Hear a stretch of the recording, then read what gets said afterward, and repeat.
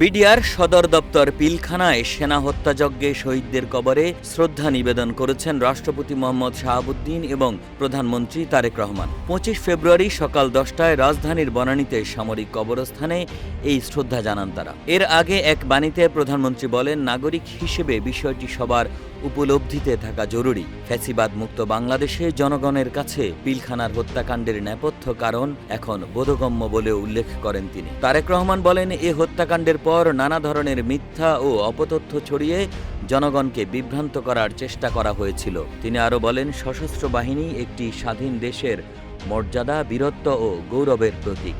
ভবিষ্যতে যেন কেউ সশস্ত্র বাহিনীর বিরুদ্ধে ষড়যন্ত্রে লিপ্ত হতে না পারে, সেজন্য পুনরায় শপথে বলিয়ান হওয়ার আহ্বান জানান প্রধানমন্ত্রী। তিনি বলেন, দেশ ও জনগণের স্বার্থ বিরোধী যে কোনো ষড়যন্ত্রের বিরুদ্ধে জাতি ঐক্যবদ্ধভাবে রুখে দাঁড়াবে। এই হোক শহীদ সেনা দিবসের প্রত্যয়। ২০০৯ সালের ২৫ ও ২৬ ফেব্রুয়ারি রাজধানীর পিলখানায় অবস্থিত তৎকালীন বাংলাদেশ রাইফেলস বা বিডিআর সদর দপ্তরে সংঘটিত হয় নৃশংস হত্যাকাণ্ড।